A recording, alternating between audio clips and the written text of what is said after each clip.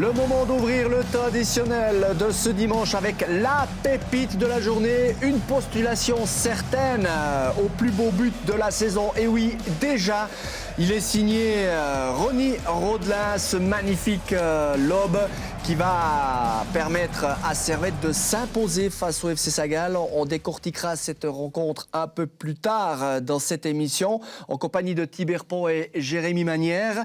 Mais messieurs, si vous le voulez bien, on va chronologiquement commencer avec l'affiche qui nous a occupé une grande partie de cet après-midi. C'était le déplacement du FC Sion à Lugano. Paolo Tramezzani, qui connaît bien ce stade, tout comme Numa Lavanchy du reste. Deux équipes qui ont eu passablement de mouvements durant le mercato d'été.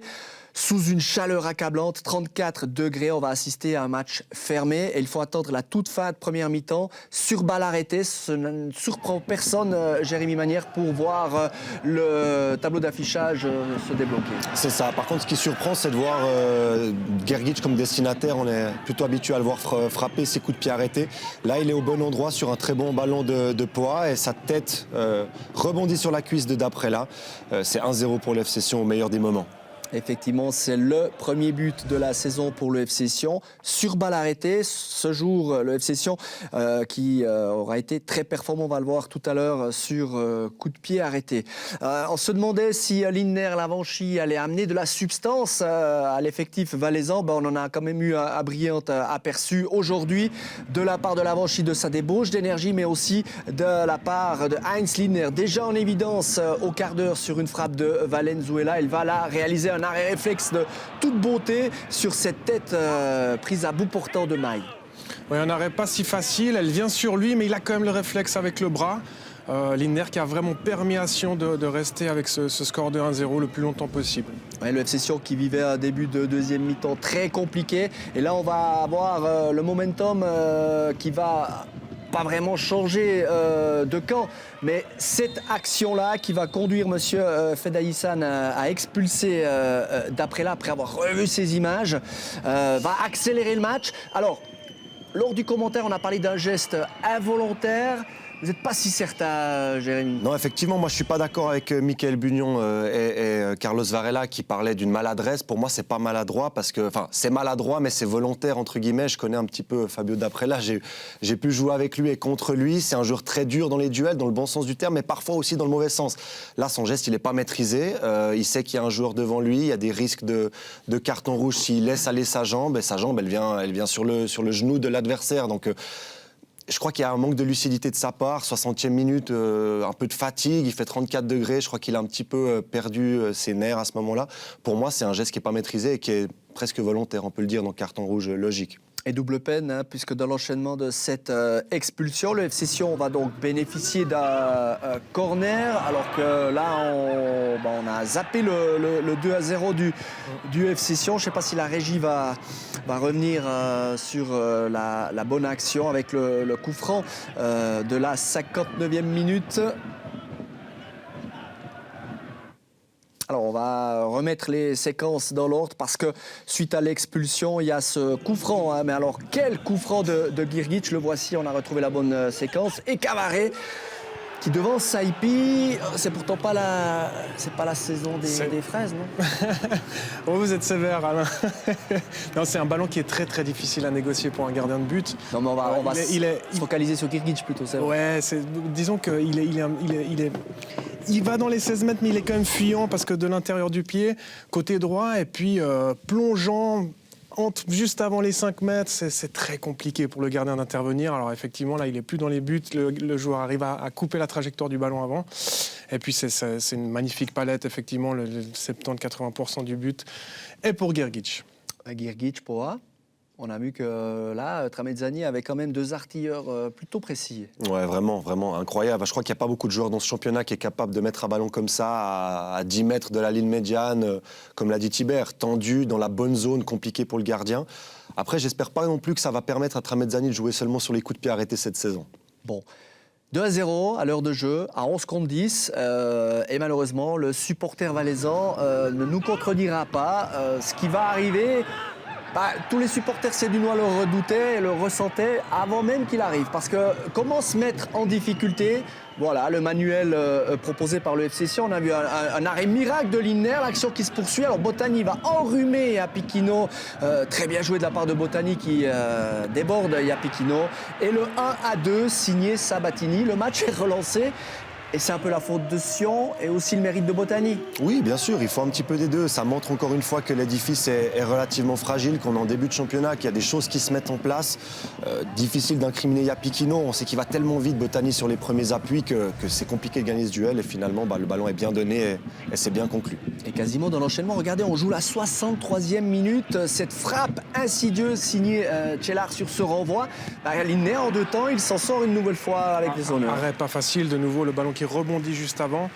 Sion a vraiment eu une décompression après le deuxième but. Ils se sont dit, on a fait le plus dur. Et puis Lugano, ils se sont reboostés d'une manière assez incroyable après le deuxième but de Sion. Et le fait de remarquer tout de suite après, ça les a remis tout de suite dans le match. Et puis Sion a vraiment eu chaud jusqu'à la dernière minute. Oui, on a eu 20 minutes là où ça s'est quand même mieux passé pour les Sédunois qui ont su calmer la tempête Bianconeri. Et ça va s'accélérer à nouveau dans les dernières minutes de cette rencontre. Il y a eu des changements de part et d'autre. Et là, en rupture, parce que Lugano prend tous les risques, c'est Kevin Bua qui, au bout de cette action interminable, va être décalé. Mais malheureusement, la frappe de l'ailier valaisan va heurter la barre transversale.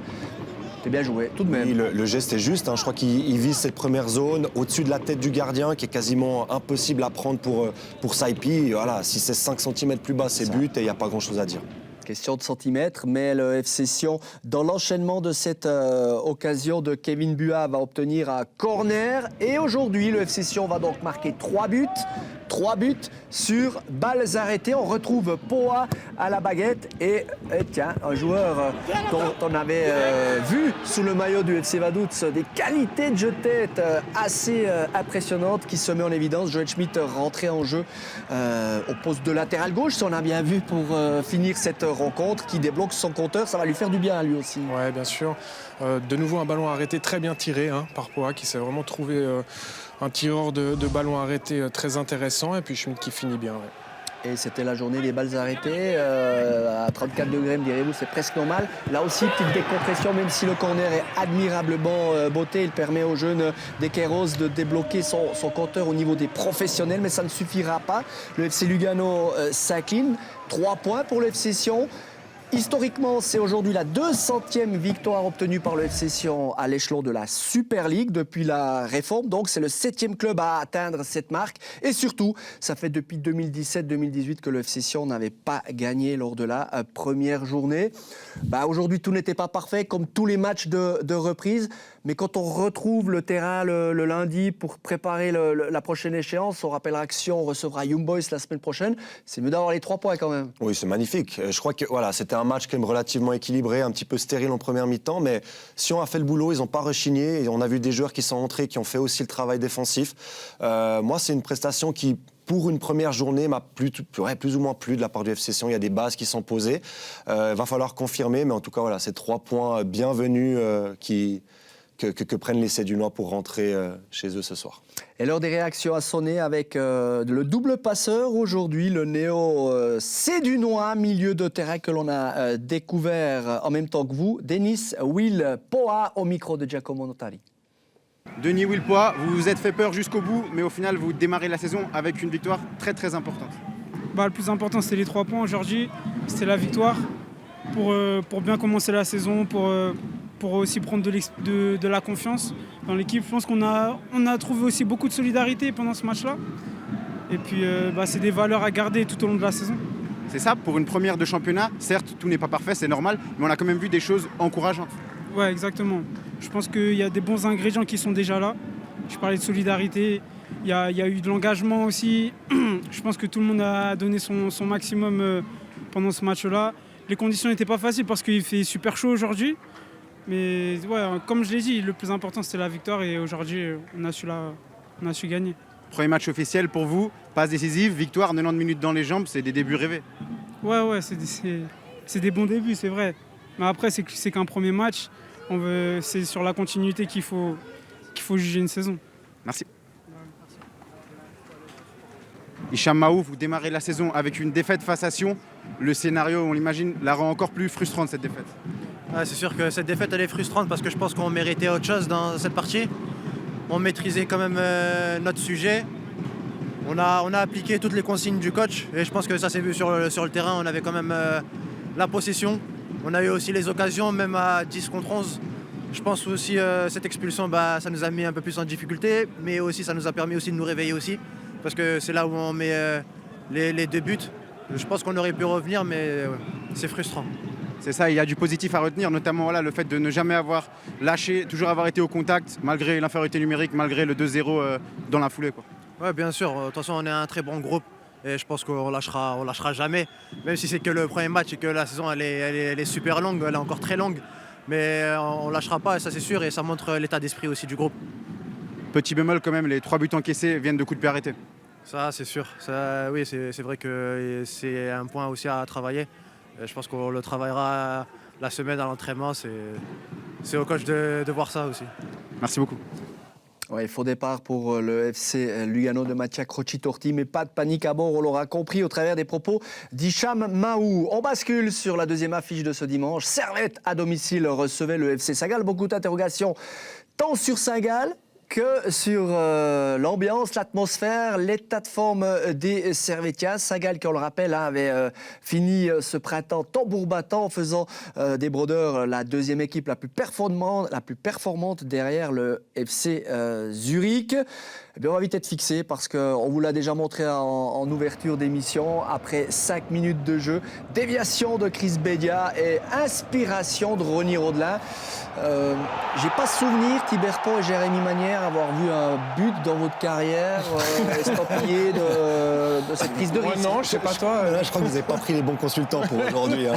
On a des registres un peu plus défensifs, autant l'un que l'autre, et on n'avait pas cette folie qu'a Rodelin pour tenter des gestes comme ça. Mais quel bonheur, cette frappe, cet équilibre et cette conclusion. C'est un chef-d'œuvre dans la prise de risque, dans la prise d'information aussi, de voir que le gardien est avancé, dans l'équilibre, dans la pureté de la frappe qui finit sa course un petit peu bombée dans le petit filet. C'est absolument... Parce qu'on se posait la question, messieurs, hein, est-ce que Ziggy est trop avancé? On a vraiment envie de dire, même s'il est 5 mètres plus en retrait, il a aucune chance. Ça change rien, le ballon il arrive petit Incroyable. filet, il rebondit même pas avant, et je crois que sur 100 situations, 99 fois, il n'y a pas de frappe. La hauteur du ballon, c'est juste incroyable. Le geste il est juste parfait, il n'y a pas grand chose à dire, il faut juste admirer. Et Servette a été très solide dans cette rencontre parce que Saint-Gall a eu un peu plus le ballon, mais pas en termes d'occasion et de chiffres. Une seule à vous proposer à la 26e minute, une percée d'Isaac Schmidt qui va s'ouvrir le chemin des filets. Regardez, petit échange dans la surface de réparation et le geste final du Saint-Gallois qui vient heurter les montants de Jérémy Frick. Un Servette bien en place.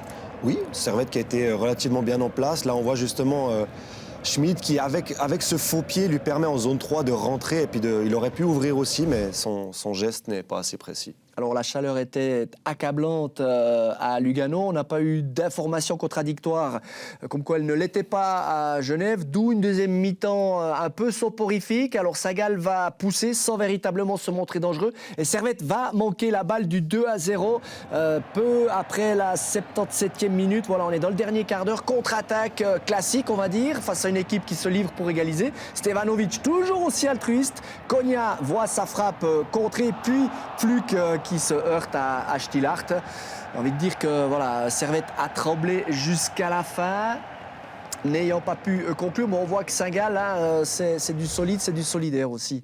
Oui, Saint-Gall n'a rien lâché. Hein. Ils ont essayé, comme vous l'avez dit, ils n'ont pas vraiment réussi à se montrer très très dangereux.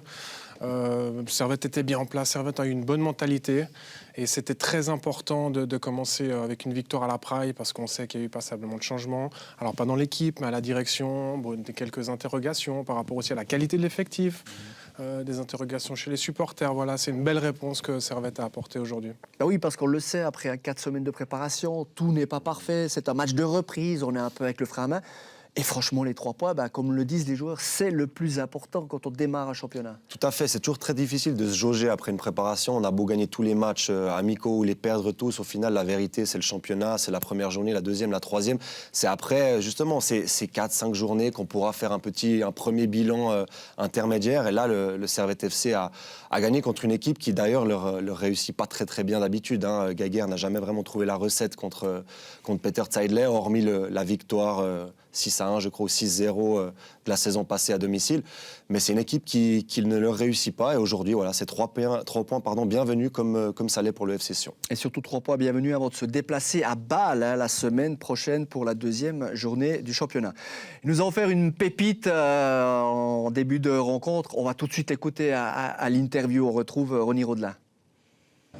Ronny Rodelin, victoire de la part de Servette. C'était plus arrivé depuis un petit moment en championnat. Alors même si c'est le premier match de la saison, ça fait du bien.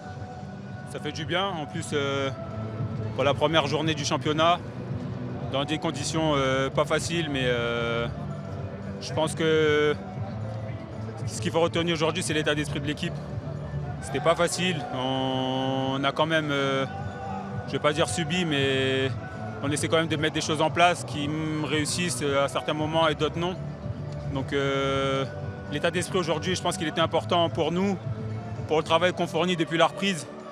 Je pense qu'on n'est pas prêt à 100%, mais aujourd'hui, ce qu'il faut retenir, c'est qu'il y avait un collectif sur le terrain.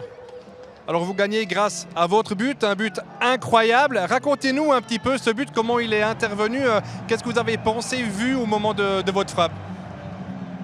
Penser, je pense que j'ai pas le temps de penser, c'est juste l'analyse du jeu et de voir le gardien qui a avancé. Et je pense qu'aujourd'hui on est dans un championnat où, comme on affronte beaucoup les équipes, on connaît plus ou moins les caractéristiques des défenses, des gardiens, des joueurs qui sont en face de nous. Donc là, je pense que c'est plus instinctif et de dire comme elle est arrivée, je l'ai tenté. Il y a des jours, elles vont atterrir en tribune. Aujourd'hui, elle est rentrée et ça nous permet de gagner ce match aujourd'hui, mais voilà, je pense que le plus important aujourd'hui, c'est de pouvoir marquer des buts, mais derrière, si on n'arrive pas à afficher cet état d'esprit, cette envie collective, ça ne nous apporte rien. Aujourd'hui, il y avait tous ces critères réunis pour pouvoir l'emporter, et je pense que collectivement, on doit se féliciter. Un joueur contenu, malgré tout, pour... je sais pas, il fait peut-être preuve d'humilité ou... Mais je sais pas, moi, ça... lucarne, c'est pour ça. C'est peut-être ça. Trop basse. Moi, à sa place, j'ouvre le champagne à la maison, c'est parti. Mais non, lui, il est peut-être habitué à ça, un peu plus que nous, on l'était à l'époque. Alors, faux départ pour la troupe de Peter Zeidler. Je vous propose d'écouter l'entraîneur sagallois à l'heure de l'analyse d'après-match. Peter Zeidler, c'est un match de reprise. Il y a eu des bonnes choses, des mauvaises choses. Mais finalement, vous, qu'est-ce que vous retenez aujourd'hui ? Ouais, je ne sais pas encore. Alors, il faut d'abord regarder le match encore une fois. Mais ce que je retiens, c'est ce but de l'année, ce but peut-être de la décennie. Alors, félicitations à Rodelin. Le but a tout changé. Après, logiquement, avec le 1-0, ils sont restés derrière, quelques contres. Nous, pour moi, on aurait pu accélérer un peu plus, mais on a bien joué. On a quand même 4-5 occasions pour égaliser, même gagner le match. Parfois, ça arrive comme ça dans le football, mais au moins un match nul aurait été mérité. Mes félicitations à Servette. C'est frustrant de perdre ce match où, vous l'avez dit, vous avez eu des occasions, mais de le perdre sur un but venu d'ailleurs. Oui, venu d'ailleurs, je ne sais pas, Rodelin, c'est un super joueur. Alors bien sûr, maintenant il a 33 ans, il ne va pas refaire ce but encore 10 fois, c'est clair, mais c'est un bon technicien, il a tenté ça. Ça fait partie, mais après, bon, au moins un match nul, comme ça c'est un peu frustrant parce que le premier match c'est toujours un peu plus important et on l'a perdu, mais ça continue. J'ai retenu, pour répondre à votre question aussi, de bonnes choses. Et justement, les nouvelles recrues que vous avez fait rentrer, quel regard vous portez sur elles? Vous avez été satisfait? Oui, c'était logique qu'après 2 semaines de préparation, ils sont venus un peu plus tard. Ils ne pouvaient pas encore tout donner, c'était clair. Quand même, on a vu Akolo, Latelat, alors qui sont capables de donner quelque chose. À l'entraînement, c'était déjà mieux. Là, c'était difficile de jouer contre 9 derrière, mais ils ont bien fait. Servette comme ça, encore une fois. Félicitations, mais ils vont revenir en forme, les joueurs cités. Les résultats de cette première journée, on en connaît 4, puisqu'on vous le rappelle, la rencontre entre Lucerne et Grasshopper a été déplacée au 10 août prochain. Victoire de Young Boys, victoire de Servette, victoire de Sion en déplacement et match nul de Winterthur à domicile pour son retour au plus haut niveau face au FC Bâle. Winterthur, le prochain adversaire du FC Sagal. On l'a dit, Sion recevra Young Boys alors que Servette se déplacera à Bâle. On vous en a parlé en avant-match. Nous vous proposerons régulièrement de nous donner votre avis. Aujourd'hui, la question concernait les 2 clubs romans engagés en Super League. Selon vous, laquelle sera la mieux classée au terme de la saison? Eh bien, vous pouvez toujours donner votre avis sur notre site Blue News, rubrique football. Vous allez cliquer sur le logo de la Super League et vous le voyez, Servette a toujours une légère avance sur le FC Sion, mais aujourd'hui, ils sont bel et bien dos à dos puisque les 2 équipes ont réussi leur début. Ce qui n'est pas le cas de Neuchâtel Xamax, et là, on bascule en 2e division, en Challenge League. C'était le dernier match à disputer à l'enseigne de la première journée et les protégés d'Andrea Binotto ont coulé en 10 minutes en première mi-temps sur la pelouse synthétique du FC Ville. Une réussite peu après la demi-heure de jeu signée Carlos Silvio. Puis, juste avant le retour des vestiaires, c'est Montolio qui inscrit le 2-0. Xamax qui a eu la possession du ballon, mais qui ne s'est pas créé énormément d'occasions. À part Yverdon, les Romans ont raté leur début de championnat, puisque Lausanne, vous le voyez, s'est incliné sur la pelouse du néo-promu 1-0. Et donc, on l'a dit, Neuchâtel Xamax en terre sagaloise 2-0 face au FC Ville. Voilà, cette émission de football dominical arrive gentiment à son terme. Mais vous le savez, la journée football sur Blue n'est pas terminée, puisque dit reprise du championnat, dit également reprise de notre talk match après match. Nicolas Emenech, vous allez être aux commandes. Quel en est le menu aujourd'hui ? Tout d'abord, on débutera à 19h30 pour ce retour. Nouvel horaire, notez-le bien. Dans un peu plus de 30 minutes, une émission 100% Super League avec notamment un retour sur la première journée. Les informations et un débat concernant Sion et Servette, les ambitions que peuvent avoir ces 2 clubs. Sans oublier la rumeur de la semaine, Mario Balotelli à Sion. Qu'en pensent nos invités qui seront Tim Guimin, Gabé Chapuisat et Stéphane Franière? Rendez-vous dans une grosse trentaine de minutes pour discuter de tout cela. Merci Nicolas Menech. On prend note cette saison, donc nouvel horaire pour match après match, 19h30. On sera fidèle au rendez-vous. Voilà messieurs, cette première est sous toi. Vous avez été comme d'habitude très performant entre hier et aujourd'hui. Thibert Pont a déjà montré qu'il va falloir compter avec lui comme titulaire. Merci à vous. Validé. Merci à vous de nous avoir accompagnés. Et une nouvelle fois, merci à vous pour votre fidélité. Vous êtes de plus en plus nombreux à suivre nos programmes et on vous en remercie. À bientôt sur Blue Sport. Bye bye.